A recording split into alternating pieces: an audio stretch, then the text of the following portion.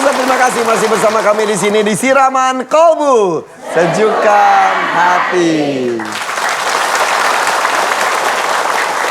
Kalau berbicara mengenai baca Al-Quran sih bacanya saja sudah ada pahalanya. Tapi kalau mau pahalanya lebih banyak lagi, bacanya juga harus karena Allah pasti. Dan juga harus membaca artinya, baca tafsirnya, cari tahu ilmunya. Jadi bisa langsung dipraktekkan. Ya Ustaz? Kenapa? Kok Ustaz Zaki? Iya kan alhamdulillah. Duduk di sebelah AA ya Ibu, alhamdulillah. Kan Ustaz, emang kita janjian sama Ustaz Danunya mana? Lah saya juga nggak tahu Ustaz Danu. Pas sampai ini kosong saya dudukin. Iya enak aja, ini tempat Ustaz Danu. Oh ini tempat Ustaz Danu. Ustaz Danu mana ya? Waduh diumpetin ibu-ibu kayaknya nih. Kan Nyari Ustaz di bawah karpet. Dia bisa di mana soalnya. Nyari Ustaz tuh di balik tembok. Bu, lihat Ustaz Danu enggak? Enggak. Ini diumpetin, jangan-jangan di tengah bawah Pak situ tuh. Pak, ada Ustaz Danu nggak situ Pak? Emang Ustaz Danu itu bisa nggak kelihatan? Itu ada itu, tuh. Ya Allah. Lagi apa Ustaz? Ngintip ibu-ibu yang cantik-cantik. Widih. Coba mana? Yang itu. Itu nenek-nenek.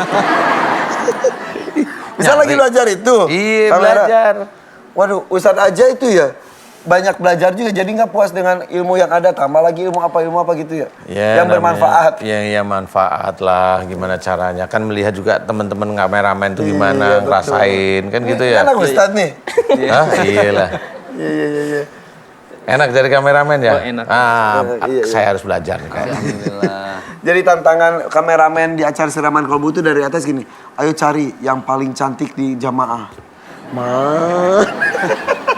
Cantik semua soalnya, bingung ya? Iya. Coba cari yang cantik yang mana? Mau di kamera? Tengah. Iya bisa aja. Yang itu ya, iya. Pakai di close up lagi. Yaudah deh, tepuk tangan untuk tim dari MNC TV yang bekerja keras, luar biasa. Waalaikumsalam warahmatullahi wabarakatuh. Iya. Jadi kalau orang-orang bilang, waduh itu Pak Irfan sama Ustaz Danu nggak pernah ngantuk ya. Jam 5 sudah muncul di TV, bla bla bla. Kita mah nggak ada apa-apanya dibanding tim, dibanding krunya. Krunya itu persiapan untuk tayangan 1,5 jam itu dari kemarinnya sudah siap-siap. Sampai malam preview, briefing. Ya kan? Menghubungi narasumber dan lain-lain. Setelah syuting persiapan lagi. Jadi sekali lagi tepuk tangan untuk krunya nih. Hebat. Nah, kita kembali lagi ke tema mengenai jangan pernah merasa puas dengan ilmu. Jangan pernah merasa pintar, merasa cukup. Ngelihat orang-orang yang sedang mencari ilmu, lagi belajar, gue sih udah bisa gitu. Bahaya kan Ustaz kalau gitu Ustaz Zaki? Iya, karena Allah itu kan mengangkat derajat manusia ketika dia memenuhi dua hal. A'udzubillahi minasyaitonirrajim. Yarfa'illahu alladhina amanu minkum walladzina utul ilma darajat. Jadi kalau derajat kita mau ditinggiin sama Allah, itu kan sebuah kemuliaan nih Bu ya. Kita diangkat pangkat aja, diangkat jabatan sama atasan udah ngerasa bangga. Ngerasa hebat gitu kan, punya prestasi. Ini nggak nanggung-nanggung, yang ngangkat derajat itu bukan cuma manusia lagi. Tapi langsung Allah yang maha memiliki segalanya. Kalau mau derajatnya ditinggiin sama Allah, syaratnya dua. Yang pertama dia harus beriman. Tapi nggak cukup tuh Bu, nggak cukup dengan iman doang. Karena yang kedua, iman itu harus diimbangi dengan belajar, dengan ilmu. Makanya kenapa ketika malaikat Jibril mengajarkan ayat pertama kali kepada Al-Quran, itu kan Iqra. Iya, kepada Rasulullah SAW, ayatnya Iqra. Bacalah, belajarlah. Ayat pertama saja suruh membaca, suruh membaca, suruh belajar. Kenapa? Karena ada orang yang beriman tapi nggak punya ilmu. Ya. Akhirnya sholatnya ya sekedar sholat aja udah, nggak ngerti bahwa ternyata sholat itu ada fungsinya, ada misinya. Ada juga orang yang cuma punya ilmu tapi nggak beriman, jadi sombong, jadi angkuh, ngerasa paling bisa. Karena kalau sudah iman dan ilmu, biasanya orang itu jadi punya tiga hal. Pertama dia tahu diri, kedua rendah hati, ketiga ingat mati. Itu aja tuh kuncinya. tahu diri, rendah hati, ingat mati. Kalau kebalikannya dari itu berarti ada yang salah dengan beberapa unsur sebelumnya itu. Iya, karena harus saling melengkapi antara Jika iman dan tiba-tiba ilmu. sombong, merasa hebat dan merendahkan orang, berarti ada salah di sebelumnya itu. Ada yang salah. Karena bisa jadi ilmunya itu justru membuat dia ngerasa bahwa dia ini orang yang lebih bisa dari yang lain. Ya, ya. Kan ilmu punya Allah, betul nggak Bu? Yang nitipin ilmu itu Allah. Jadi semuanya kembalikan hanya kepada Allah Subhanahu wa taala. Jadi dengan ilmu itu harusnya seorang hamba Allah menjadi lebih dekat lagi dengan yang Maha memiliki ilmu. Ya, ya. Allah Subhanahu wa taala. Kalau dengan ilmu dia makin sombong, makin angkuh, makin ngerasa paling benar dari yang lain, oh berarti ada sesuatu yang salah tentang apa? Keimanannya.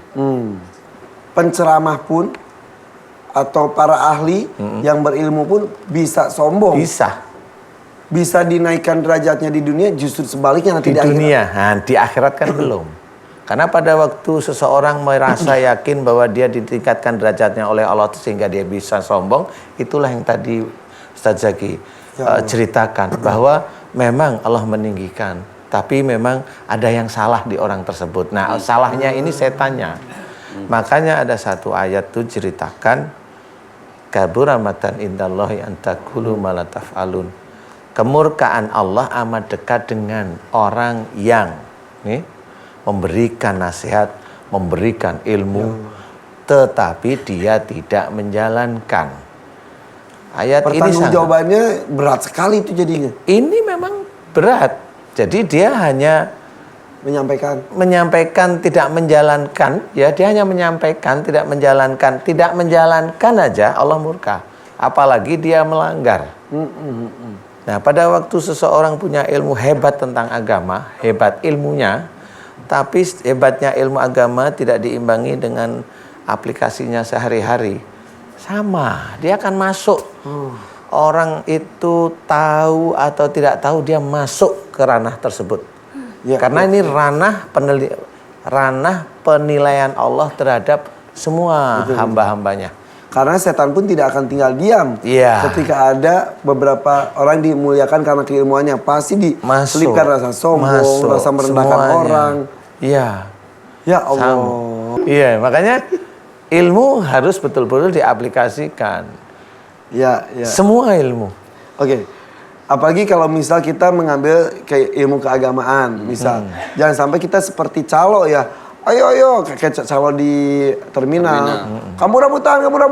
Ayo, Jakarta. Orang pada naik, pergi. Dia nggak pergi. Sholat, zakat, puasa. Ayo, naik haji. Semua yang surga, ya dia enggak.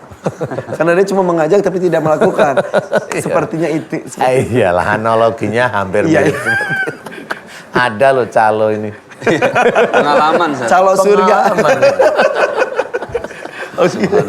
Tapi itu yang disampaikan oleh Ustadz cukup gitu ya. Iya, puncak keilmuan seseorang itu kan sebenarnya akhlak. Jadi untuk apa orang punya ilmu banyak Ibu ya, tapi nggak hormat sama orang tua. Ilmunya banyak, profesor, bukan cuma S1, S2, S3, semua S diambilin misalnya sama dia. Sampai pilek. Tapi tetap aja sama yang lebih muda nggak sayang, sama yang lebih tua nggak hormat. Rasulullah SAW kan nggak pakai SS-an segala macem. Tapi justru bagaimana memuliakan orang lain itu satu konsep yang disampaikan kepada seluruh umatnya. Wa qala Nabi SAW, baginda Rasul, beliau bersabda, laisa minna man lam yarham saghirana wa lam yuwaqqir kabirana. Contoh orang yang berilmu dan berlandaskan pada iman seperti yang tadi Ustadz Danu sampaikan, ciri-cirinya gampang. Ketemu sama yang lebih tua, dia muliakan, dia hormat, nggak pernah mau nyakitin. Termasuk mungkin jin tadi, dihormatin, dimuliakan. Karena bagaimanapun kan itu hambanya Allah, makhluknya Allah. Wa ma khalaqtul jinna wal insa illa liya'budun. Terus ketika ketemu sama yang lebih muda, dia sayang. Kenapa? Karena bagaimanapun dia merasa bahwa ilmunya cuma titipan dari Allah. Semakin berilmu justru harus semakin merasa nggak punya apa-apa. Jadi ilmu itu justru harusnya menghantarkan kita kepada satu titik, kita ini bukan siapa-siapa. Ilahi anta maksudi wa ridhoka matlubi. Oh ternyata semua punya Allah. lihat para kiai, para ustadz yang zaman dulu kan hidupnya berkah. Iya. Kenapa orang dulu itu kalau ngomong ya dari hati yang Ustadz sampaikan tadi. Dia nggak cuma nyuruh tapi bisa ngelaksanain Ibu ya. Karena banyak yang nyuruh doang ngelaksanain enggak. Makanya para kiai itu kalau misalnya berdoa ya berkah lillahi ta'ala. Orang dulu itu misalnya contoh udah gede masih ngompol. Tahu ngompol ya Ibu ya? Iya ngompol pakai ditanya. Ngompol. Pipis di sembarangan di tempat tidur. Orang lu obatnya cuma capung, Sat. Ya digigitin di sini ya. Iya, ditaruh di puser gitu kan. Ini kasihan capungnya loh. Itu kok bisa? Udah nggak salah ditangkepin, suruh ngisepin bodong orang lagi kan. Mending kok harum. Iya, dulu ada juga cekukan kan. Iya, iya. Cekukan tuh apa ya orang kita bilang? Yang gitu. Itu obatnya kan pakai ujung tiker. Emang iya itu aku nggak tahu. Ditempel Sat di sini orang dulu. Emang iya? Iya. Iya, Sat. Aku nggak tahu. Ujung tiker itu di. Ih, nggak gaul nih. Pegangnya di tali. Pakai kertas, Disimpan sini. Iya, kertas atau ujung tiker sama nenek-nenek tuh. Bismillahirrahmanirrahim. Harus nenek-nenek. Karena ternyata bukan masalah tiker dan kertasnya. Tapi itu yang ngedoain ternyata ibu-ibu yang tiap hari zikir karena Allah. Jadi hatinya bersih. Zikir yang keluar dari lisan itu dari hati yang bersih. Ya Jadi udah. subhanallah berkah dengan ilmu. Oke, kita akan mulai saja deh dengan keilmuan yang Ustadz miliki. Kita dengarkan keluh kesah dari jamaah, boleh? Tarik, Mas. Tarik.